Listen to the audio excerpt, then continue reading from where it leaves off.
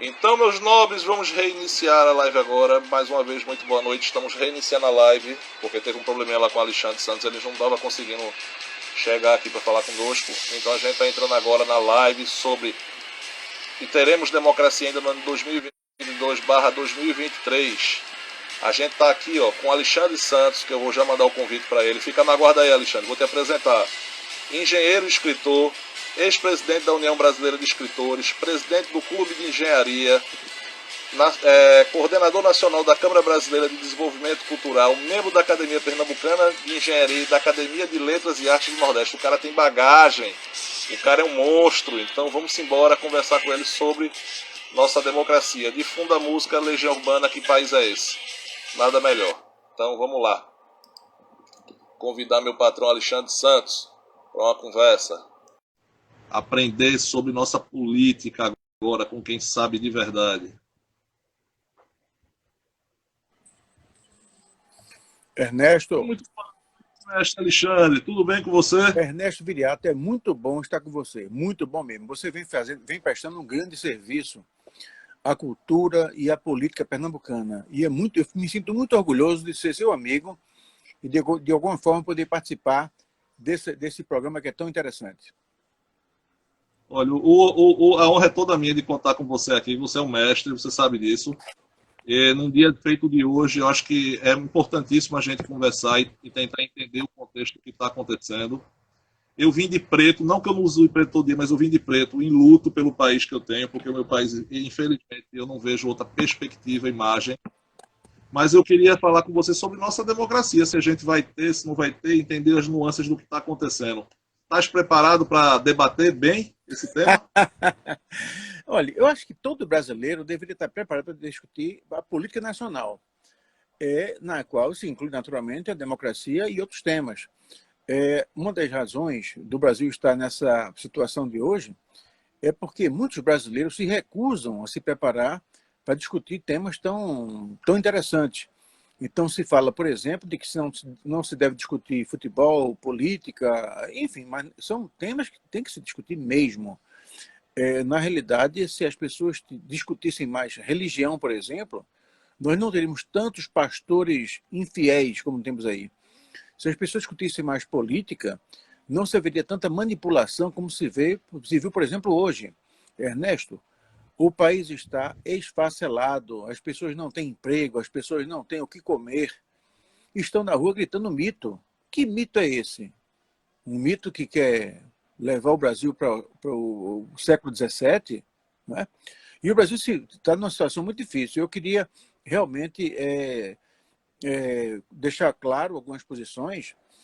O tema que você propõe para essa conversa de hoje é se nós teremos democracia em 22, 23.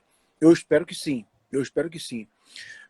Hoje nós estamos vivendo um dia muito especial na vida da nação.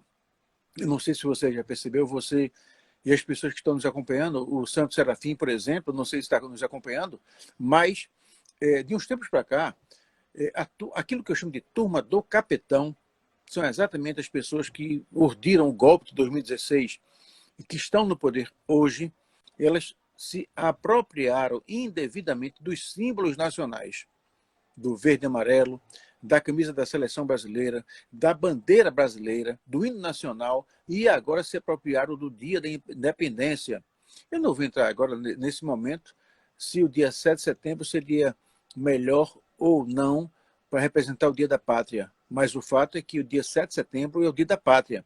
Pois bem, o presidente da República, que deveria ser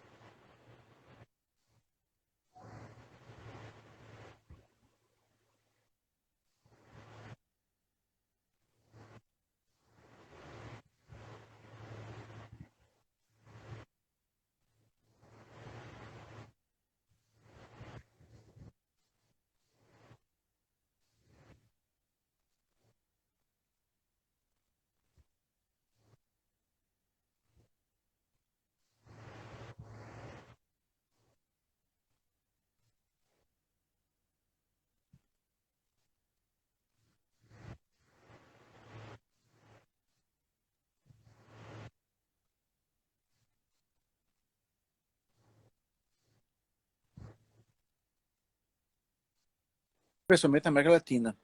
Mas se houver ao contrário, se esse golpe de Bolsonaro prevalecer, nós estaremos dando uma mensagem ao contrário. E aí, né, o pessoal da Europa está muito preocupado, porque na Europa também existe o pessoal, a turma do Bolsonaro de lá, a turma do capitão de lá, que estão basicamente vinculados na Hungria e na Polônia, em alguns bolsões também em Portugal, em próprio Portugal e também na Inglaterra. Então, veja a importância que nós temos no país hoje. Então, eu conclamo a todos os brasileiros que têm um mínimo de consciência a se emanar nesse esforço de preservar a democracia. Não é mais um momento de saber quem é da esquerda, é saber quem quer democracia ou não.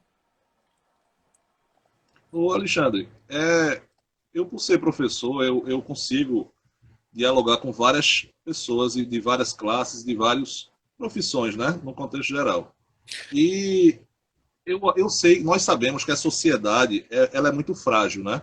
Uma sociedade, quando ela tem a base, o alicerce fraco, ela precisa somente de uma mentira para que faça com que muitas pessoas acreditem naquela mentira e você faça ruir por dentro aquilo que a gente chama de democracia, que é o mais importante que a gente tem no momento, né?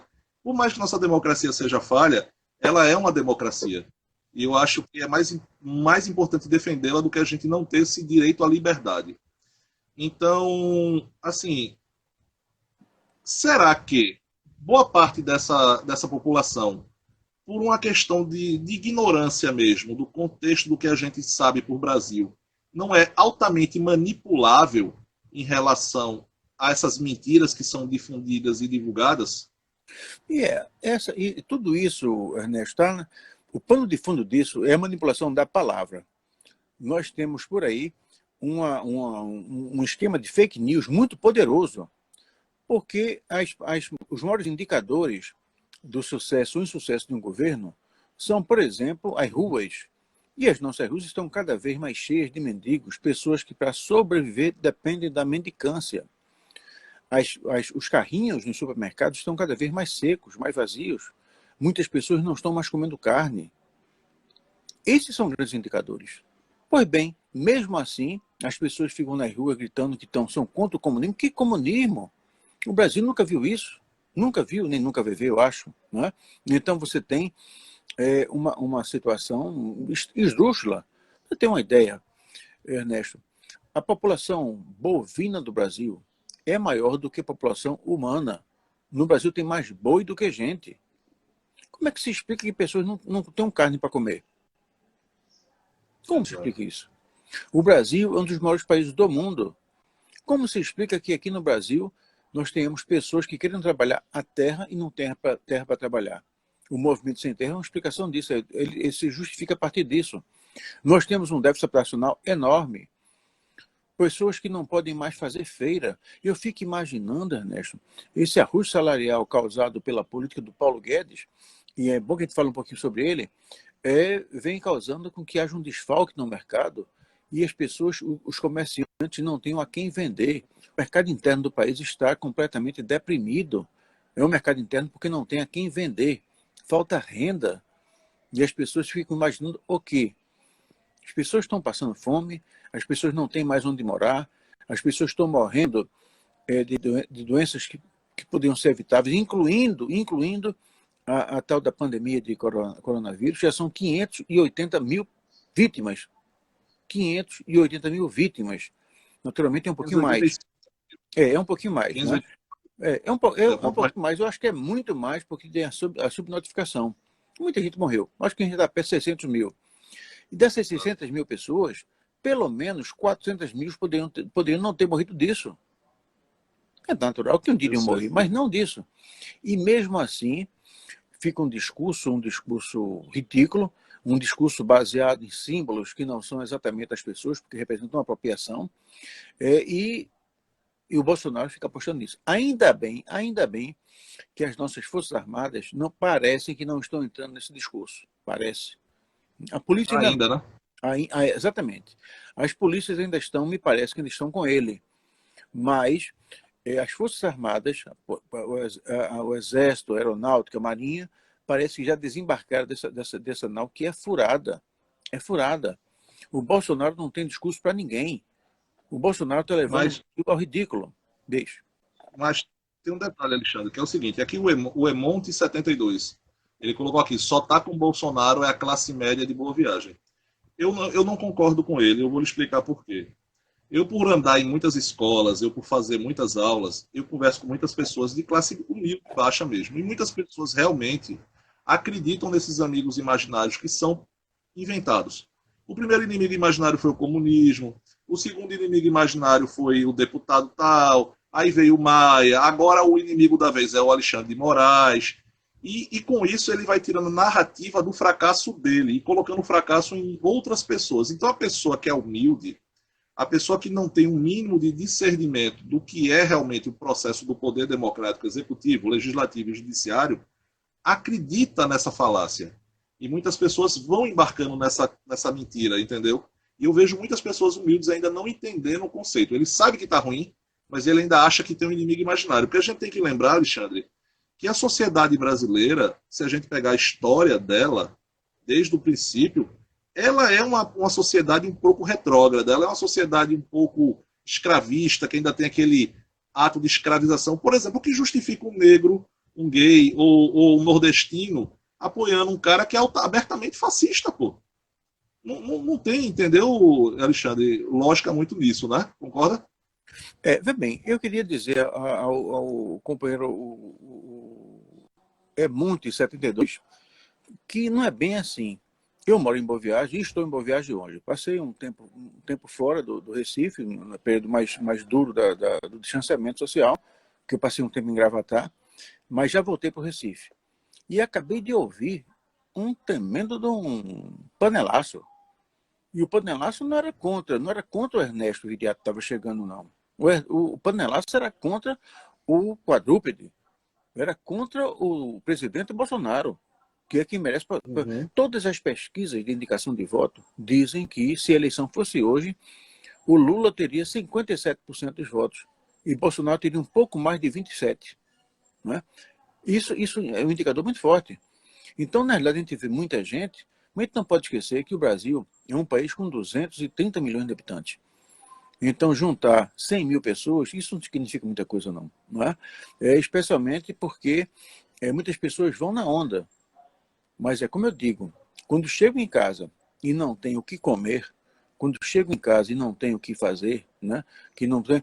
Já imaginou? Rapaz, as pessoas começaram a deixar de andar de carro porque não tem dinheiro para comprar gasolina. E a culpa é de quem? Exato. Uma coisa interessante foi que semana passada o Bolsonaro, que é um mentiroso, e para aqueles que são religiosos, lembrem que a mentira é a arma do diabo. Eu não sou muito religioso, não, mas aqueles que são religiosos sabem que a arma do diabo é mentira.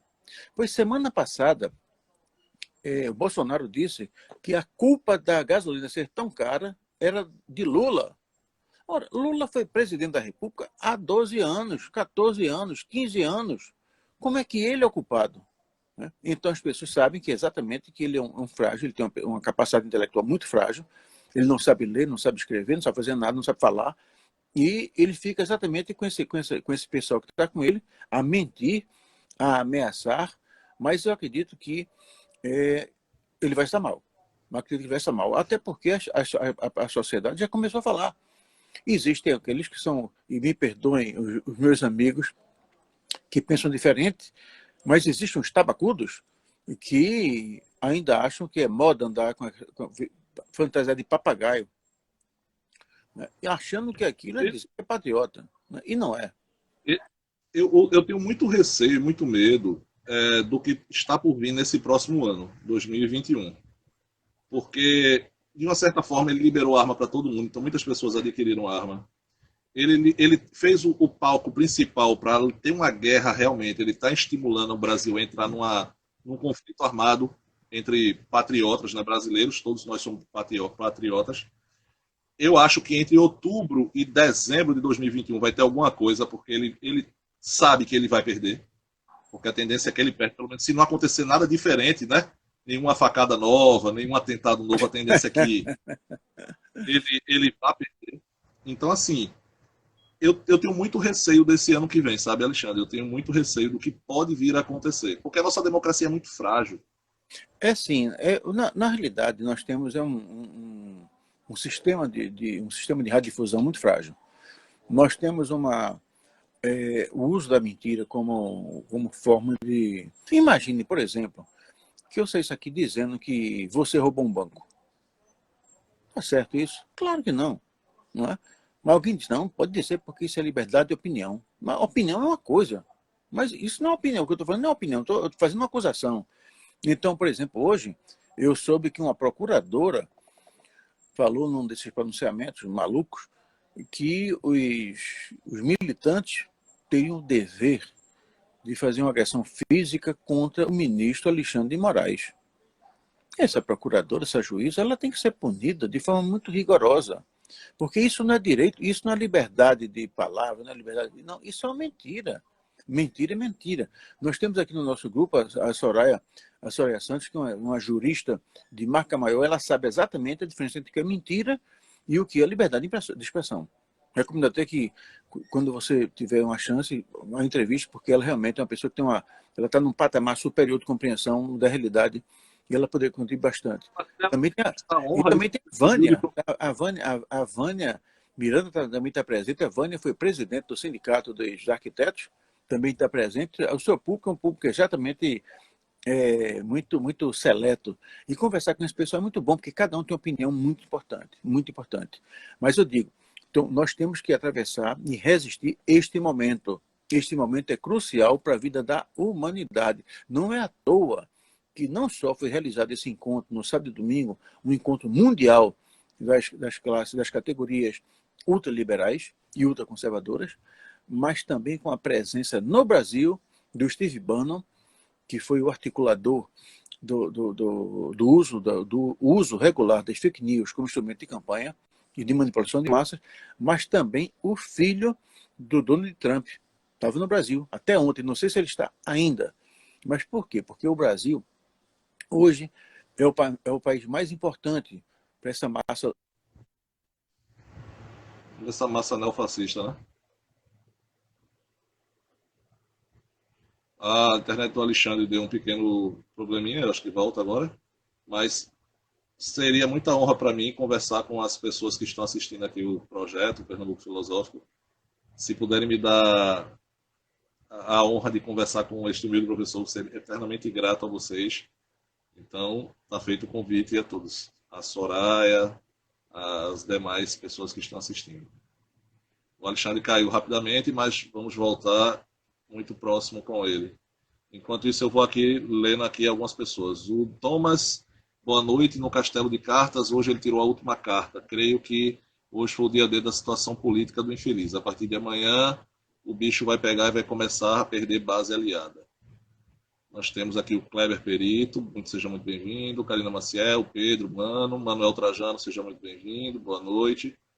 E é isso, vamos esperar o Manuel Trajano retornar aqui para a live para que a gente possa continuar a conversa com ele, que está muito interessante, muito oportuna o aprendizado com ele, certo? Doutor Alexandre Santos, está na área? Não sei se eu voltei. O seu áudio voltou, eu só não estou lhe vendo, está tudo escuro. Eu estou lhe ouvindo, mas não estou lhe vendo.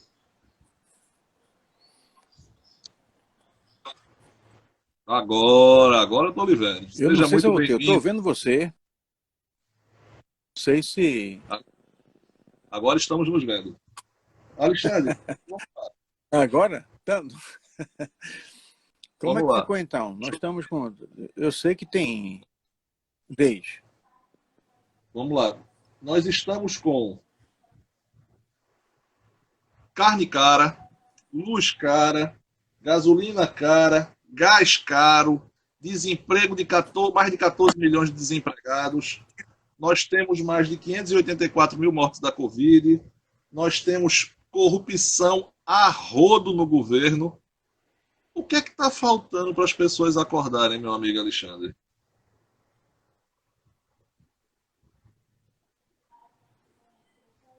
Ouviu a pergunta? Não ouvi, não, mas vou comentar sobre isso. Olha, veja bem, o governo Bolsonaro foi o pior que já aconteceu na história do país, em qualquer critério, qualquer critério. Você vê, por exemplo, você falou em corrupção. O governo Bolsonaro é o mais corrupto de todos os tempos. A corrupção não é por conta das articulações que foram feitas para colocar dinheiro a mais na compra das vacinas. A grande corrupção do governo Bolsonaro ocorre no âmbito do programa de privatizações, que é uma maluquice. Quer dizer, a Petrobras já são 280 bilhões de reais que foram vendidos assim, ninguém sabe como, não tem licitação, não tem nada, não tem nada. O cara entrega para um amigo. Então você vê, e isso o povo não tem conhecimento. Quer dizer, o povo brasileiro ele tem que começar a participar mais de programas como esse, Ernesto. O que falta o que está faltando, infelizmente, do povo brasileiro é a capacidade de ver o mundo e interpretá-lo. Né? Não se pode acreditar a um governo que vem feito um péssimo trabalho feito de Bolsonaro, nenhum mérito, nenhum mérito. É uma coisa horrorosa. São quase 15 milhões de desempregados. As pessoas desempregadas, elas têm, ela perde o emprego, mas não perde a fome. Não perde a fome. E um homem com fome, ele tem algumas alternativas.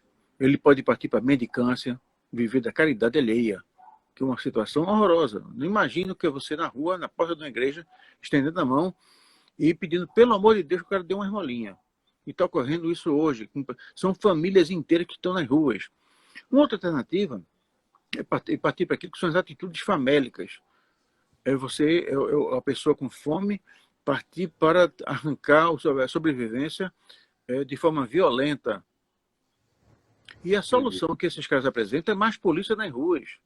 Ora, então, se a gente começa a pensar um pouquinho, a gente vai ver que é uma questão de tempo que esse tigre de barro vai ruir. Porque a argumentação que ele levanta não é uma argumentação muito sólida, é uma argumentação frágil. Certo, mas assim, chegando ao ponto que a gente chegou, com mais de 2 anos e meio de governo, com toda a corrupção que a gente está vendo, com todas as mazelas que a gente está vendo, se uma pessoa até hoje não enxergou que está tudo errado, o que falta para essa pessoa enxergar, meu amigo Alexandre? Falta alguma coisa ainda? Eu acho que mais não. Sim, falta fosfato. Essa pessoa não tem fosfato na cabeça, falta vergonha na cara. Falta humildade para reconhecer o erro que teve antigamente. Falta muita coisa. E existem muitas pessoas assim. Na realidade, esse número, como eu falei, é um número pequeno. Esse número não excede a 20% da sociedade brasileira. É um número pequeno. Não é grande esse número. Né? Porque você... as ruas estão cheias. Não estão cheias. Né? O que está cheio é o saco de quem... Eu fico imaginando as pessoas que bateram panela contra o Bolsonaro hoje. E foram muitas pessoas. Acredito que daqui a pouco nos jornais vão mostrar esse panelaço que houve em todo o país contra o Bolsonaro. Aqui em Boa Viagem, o ruído foi muito alto mesmo. Então, realmente, nós estamos diante de um perigo. Esse perigo é que se prevaleça a idiotice. Né? Vai ser a vitória da idiotice contra a razão. E existe esse risco. Esse risco existe basicamente a partir do uso da força. Diz. O Cisar está perguntando aqui por que você acha que ele não tem partido hoje, político. Ninguém quer. Ninguém quer. Será que é por isso? Ninguém quer. Ninguém quer. Veja bem, na realidade é o seguinte, se ele entra para um partido, ele deixa de entrar nos outros. Né? Então, por exemplo, o PTB ofereceu não só o partido, mas a legenda a ele. Ele disse que queria entrar para o PP. E, no fundo, ele entrou em nenhum dos dois. Na realidade, eu imagino que Bolsonaro, por não conhecer a história, e ele foi um péssimo estudante de história, ele não sabe nada. Bolsonaro é um idiota. Né? Eu não tenho nenhum medo de chamar que ele é um quadrúpede. Não sei como ele chegou à presidência da República. Mas Bolsonaro, por não conhecer a história, talvez ele esteja apostando numa saída lá Jânio Quadros, que renunciou, imaginando que as Forças Armadas fossem reconduzi-lo à presidência,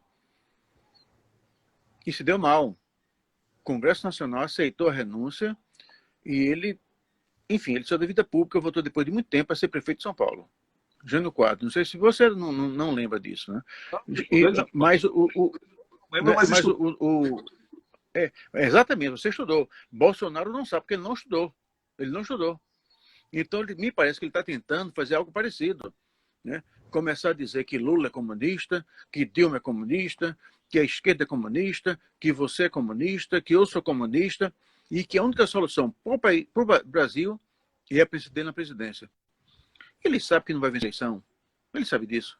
Ele sabe que a farsa da facada vai emergir agora. O 247 está fazendo um filme que vai estar buscando, está percorrendo os caminhos trilhados pelo Odélio. Não houve facada. Isso vai ser provado agora, né?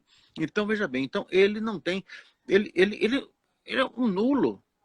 Não tem condições, não tem diálogo com ninguém, não fala ele não fala com o povo, ele não tem diálogo. Ele não tem um discurso para uma mãe que perdeu o filho pela Covid. Ele não tem um discurso para acalentar as preocupações de uma pessoa que perdeu o emprego e não tem o que comer. Ele não tem uma mensagem de esperança para ninguém. Ele é um nulo. O discurso dele é esse. Rapaz, imagine que tipo de presidência é esse que no dia da pátria, no dia da independência, ele estimula o medo nas famílias. O medo de sair de casa. Que presidente é esse? Mas será que não existe uma preocupação pessoal de parte da sociedade com ele, que acha que o discurso dele contra as minorias, que acha que o discurso dele contra o pobre e por aí vai, se identifica com ele, uma parte de identificação pessoal? E aí eu vou lhe dizer por quê. Eu conheço muitas pessoas que realmente se identificam dessa forma, que realmente tem uma certa racismo, um certo preconceito, um certo misoginia, e a gente pensa que não, existem pessoas assim na sociedade. Será que não é uma... E a sociedade é uma coisa bonita por conta disso, né? Se todo mundo fosse puro igual a você, ia ser um desastre, né? Tem que ter uma pessoa assim errada tal para poder contrabalançar, né? É isso que dá sabor à vida. Mas essas pessoas são minoria. Eu fico imaginando, por exemplo, quando ele diz que... Olha, tem um amigo, um grande amigo, vou fazer até uma propaganda dele, chamado Sérgio Dionísio. Sérgio Dionísio é um apresentador de televisão, uma pessoa extremamente culta, e o Sérgio, ele trata os bandidos, ele apresenta um programa de policial. Ele trata os bandidos com muito respeito. Sérgio é assim. Entendi.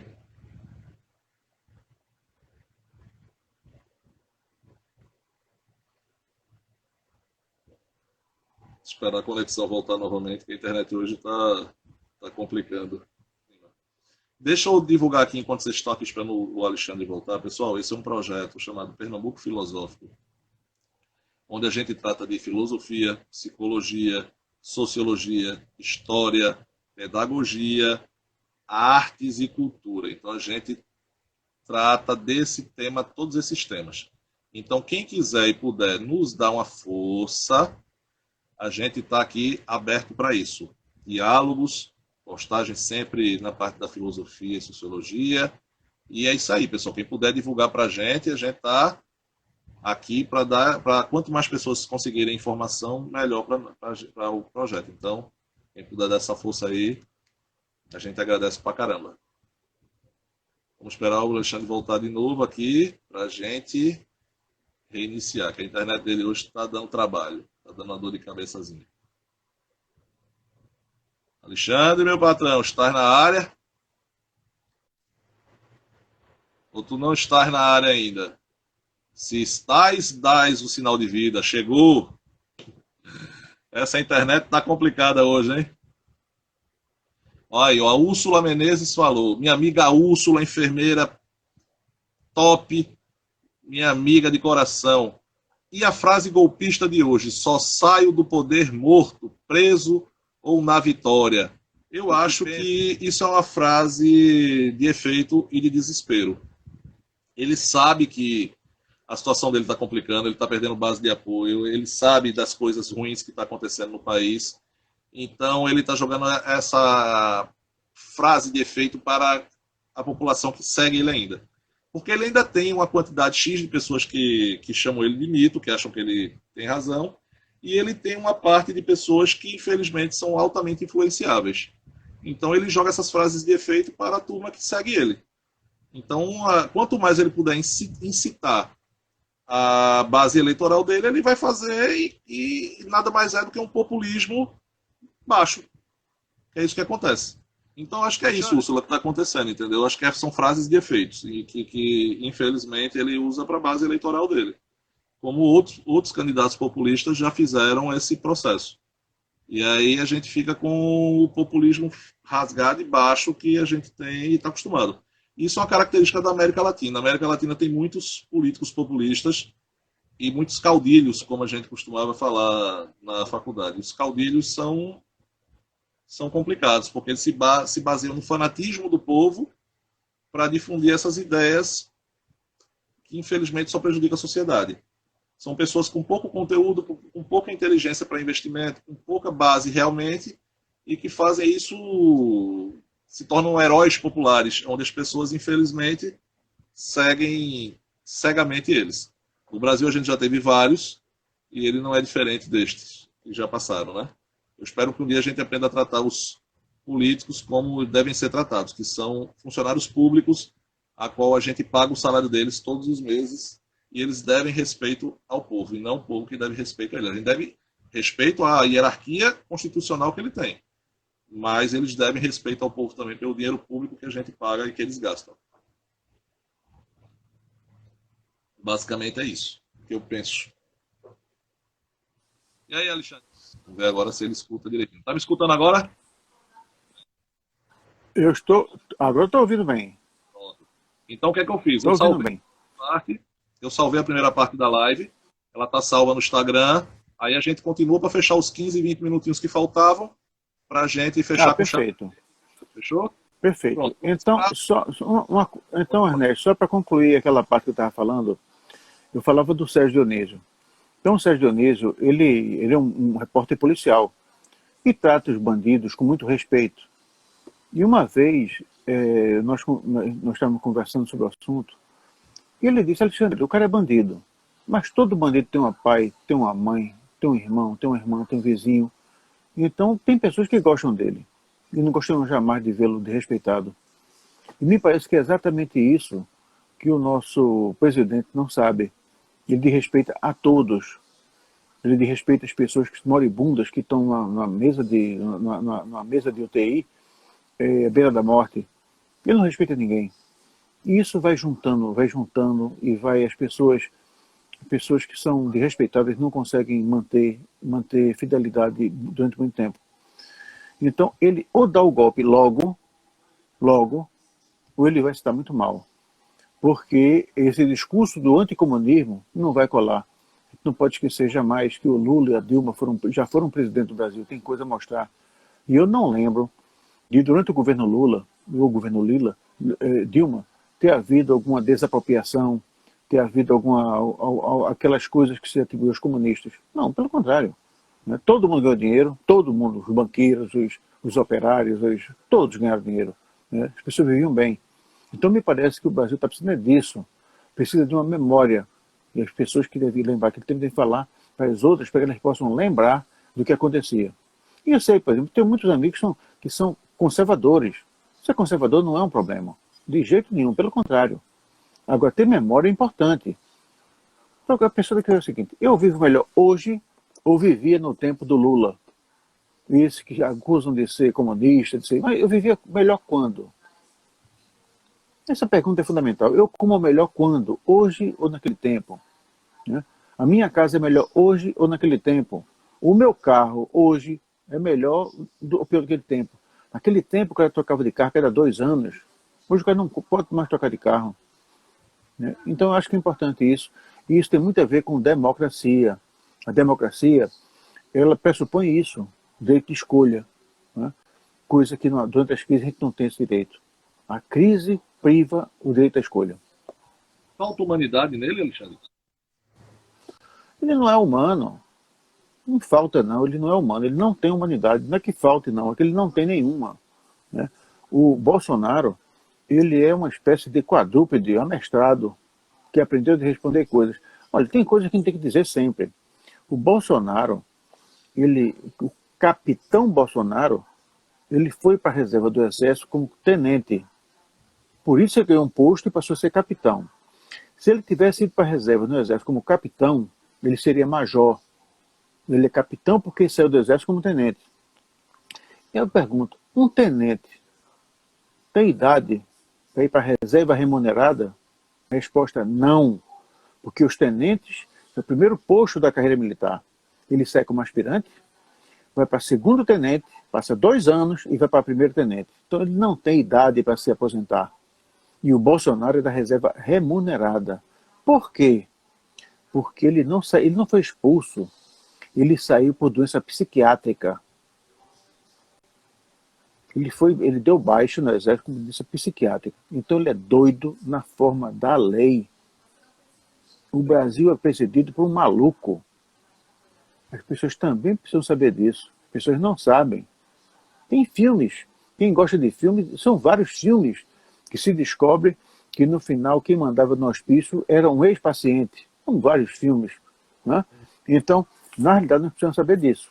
As pessoas têm que saber quem são os nossos líderes e comparar a vida que hoje o povo tem com aquela que tinha na época da Dilma e do Lula. Entendi. Ô Alexandre, ainda há possibilidade de se ter um diálogo com pessoas que apoiam ele e como se manter com pessoas que não falam em política? Olha, bem, a pessoa que não fala em política, esse é um caso perdido. A gente tem que começar a convencê-la que política é um tema bonito. É um tema bonito, não é? É um tema que as pessoas vão começando a conversar e tal, e vai ver que é um assunto como outro qualquer.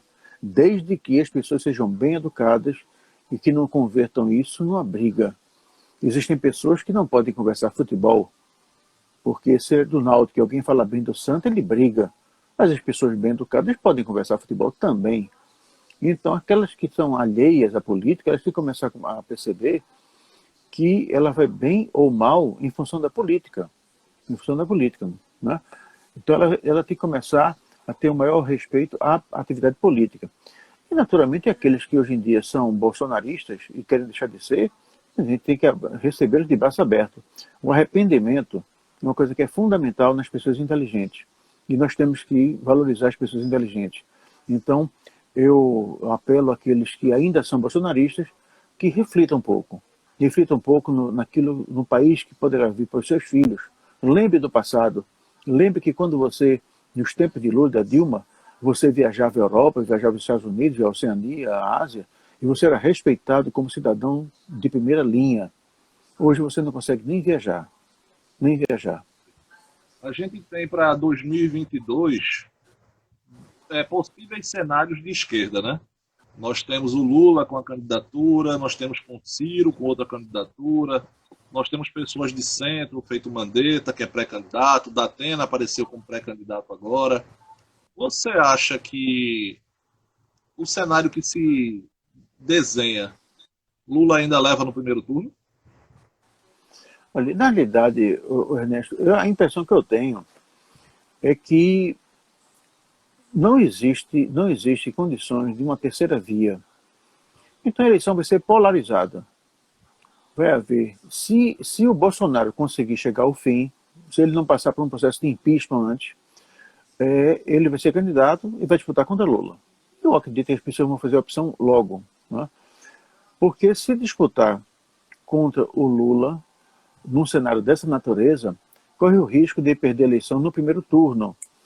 E as candidaturas múltiplas só têm significado quando há chance de um segundo turno, porque as pessoas se dividem, se digladiam no primeiro turno e se compõem no segundo turno, coisa que eu acredito que não vai haver.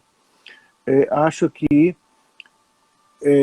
o Lula, que tem uma capacidade enorme de conversar, ele vai atrair para si não só a esquerda, mas também o centro-esquerda e até mesmo a centro-direita. Então, pessoas do tipo assim, Rodrigo Maia, o próprio Mandetta, eu acredito que vão partir com Lula, junto com Lula. Agora, a grande incógnita é o Ciro Gomes. Né? Ciro Gomes ele tem uma dificuldade enorme de conversar.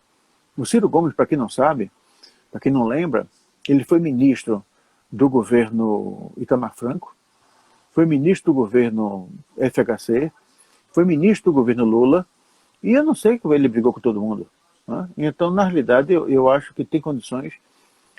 Se o Ciro não quiser conversar, acho que o próprio PDT vai ter condições de conversar com Lula e fazer uma grande frente de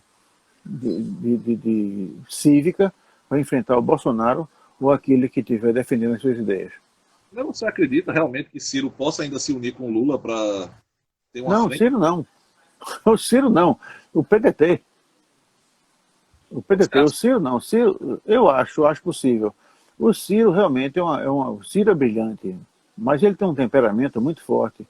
O Ciro ele não consegue conversar. Ciro é brilhante. Conversar com o Ciro é uma das coisas agradáveis.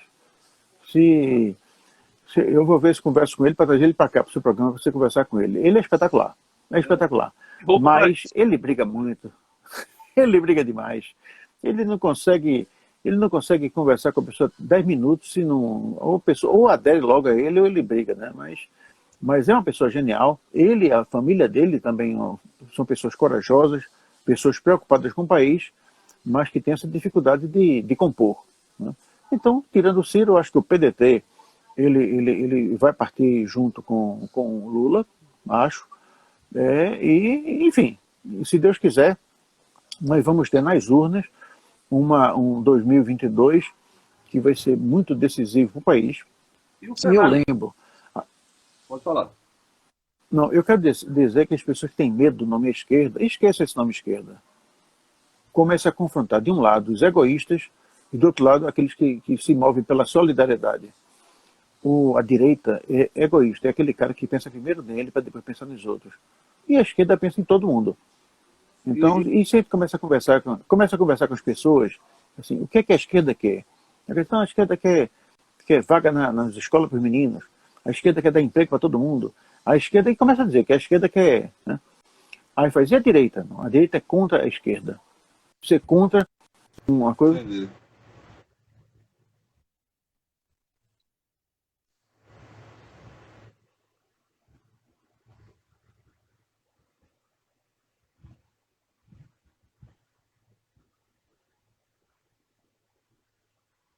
Acho que a internet dele deu mais um probleminha. Mas aí a gente já está nas últimas duas perguntas. Aí eu acho que se ele conseguir voltar a retornar, a gente fecha com chave de ouro essa live.